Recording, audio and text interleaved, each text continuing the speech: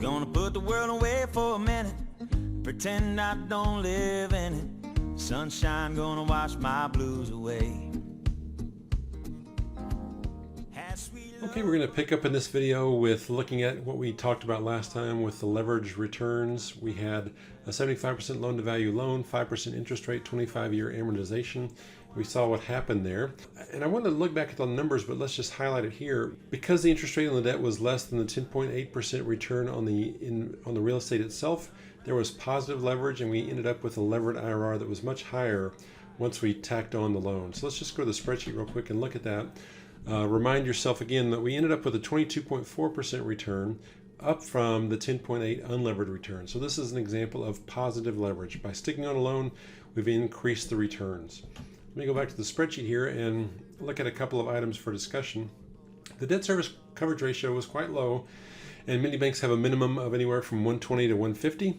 If this loan was constrained to a debt service coverage ratio with a minimum of 125, how much money could we have borrowed? I want to just answer that question real quick.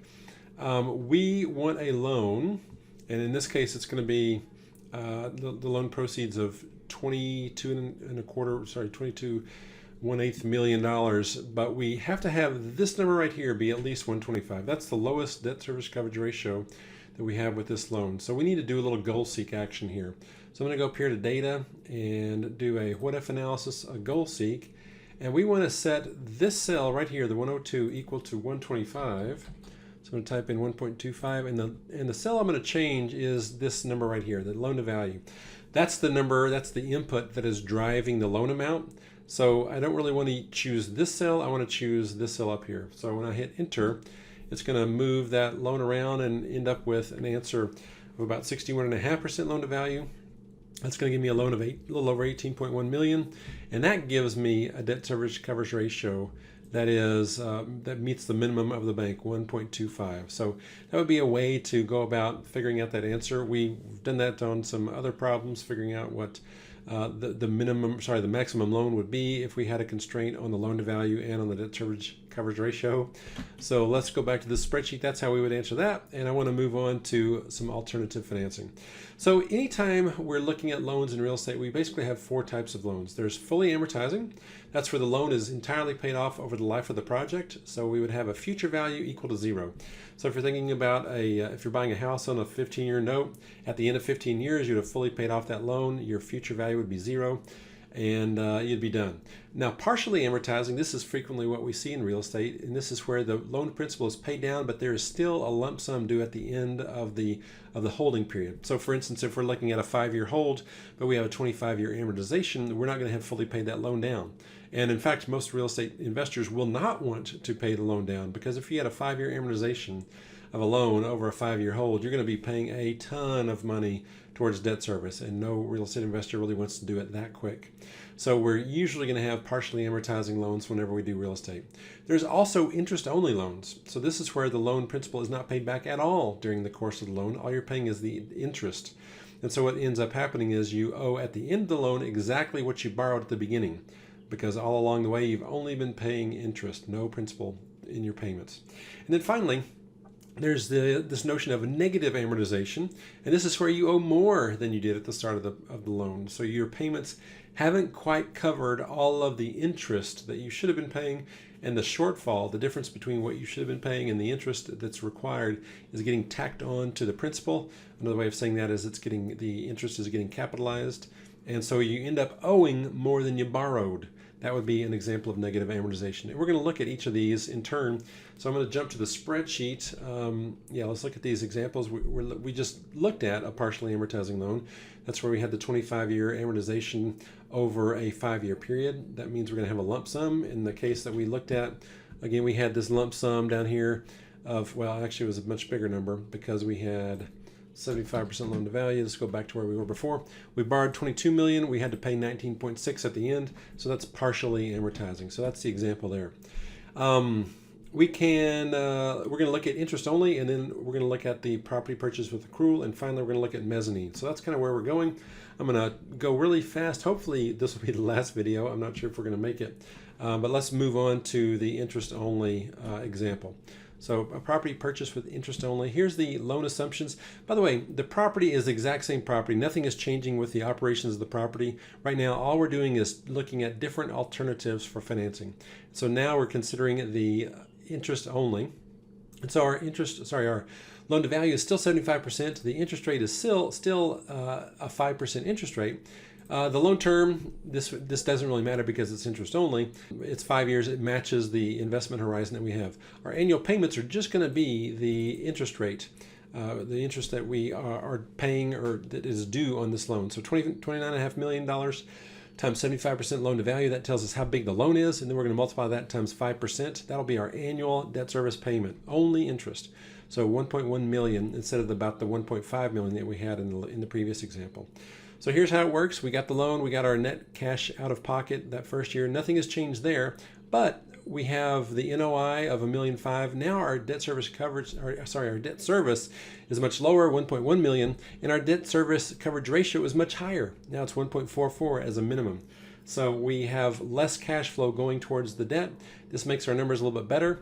The big difference is at the end of the loan, our loan payoff is exactly the same amount as the loan proceeds. So that $22.125 million is exactly how much we owe at the end of 5 years. Even though we've been making payments along the way of 1.1 million, none of that has gone towards principal. It's all been interest.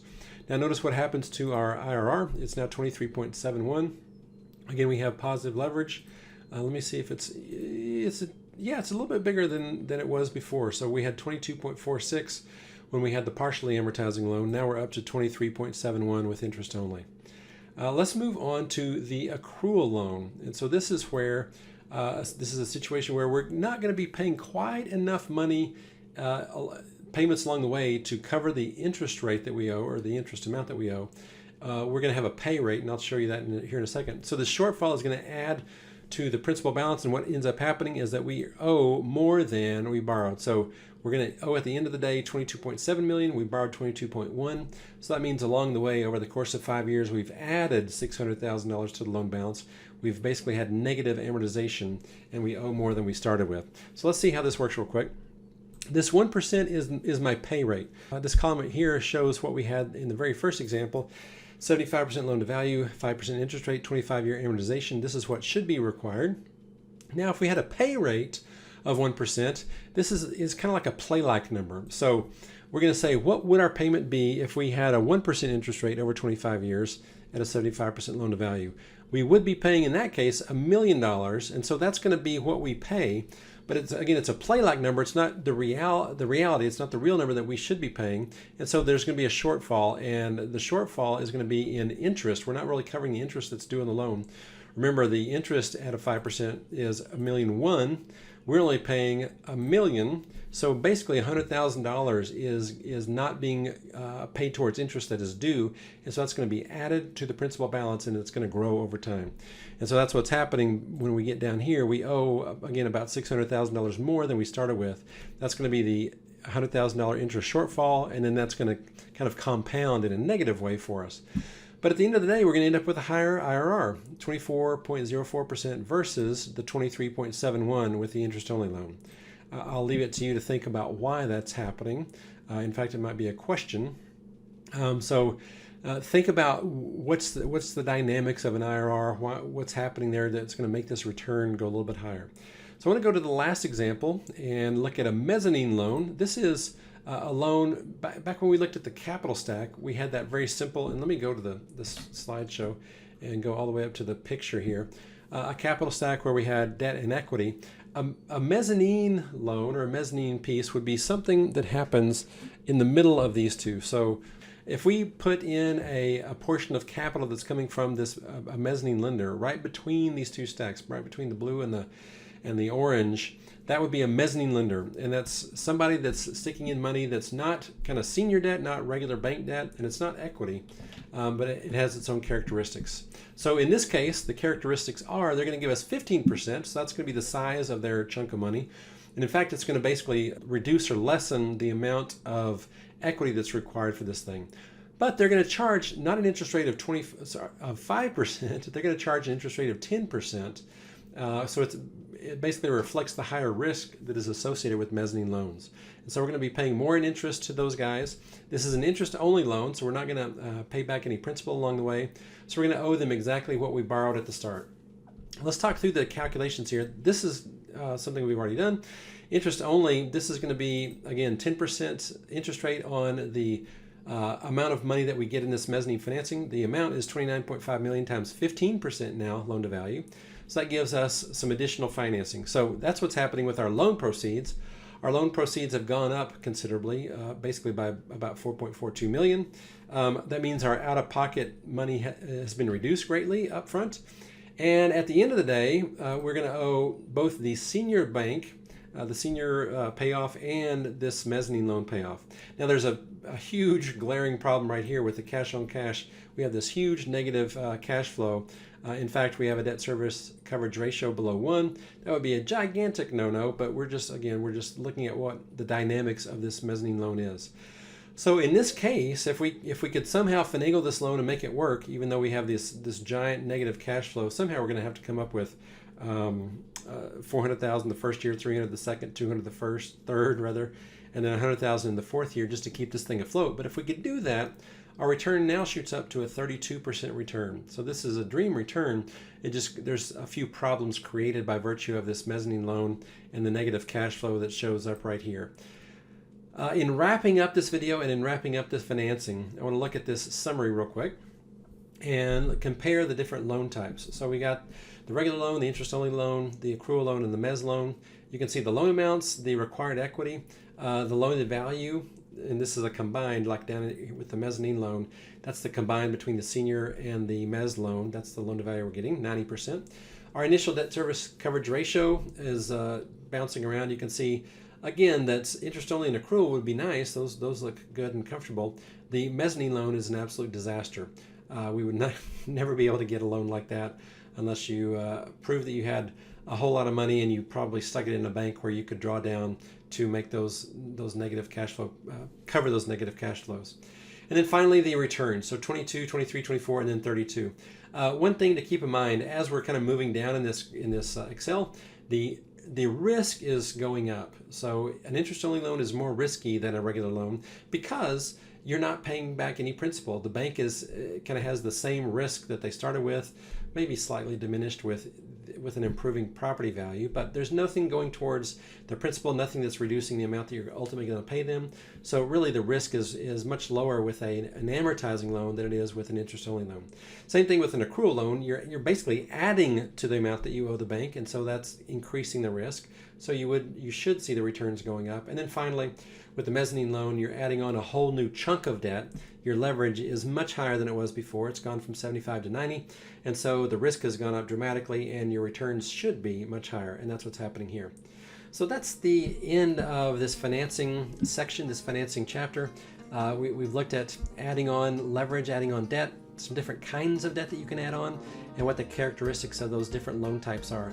You need to have a nice general understanding, and then you also need to understand the specifics of partially amortizing, fully amortizing, interest only, and negative amortization. And so we're going to wrap up here, and I will see you in the next set of videos. Goodbye. Sunshine gonna wash my blues away. Had sweet love, but I lost it. She got too close, so I fought it. Now I'm lost in the world, trying to find me a better way. Wishing I was deep in the water somewhere. Got the blue sky breeze and it don't seem fair. Only worry in the world is the tide gonna reach my chair. Sunrise, there's a fire in the sky. Never been so happy, never felt so high. And I think I might have found me my own kind of paradise.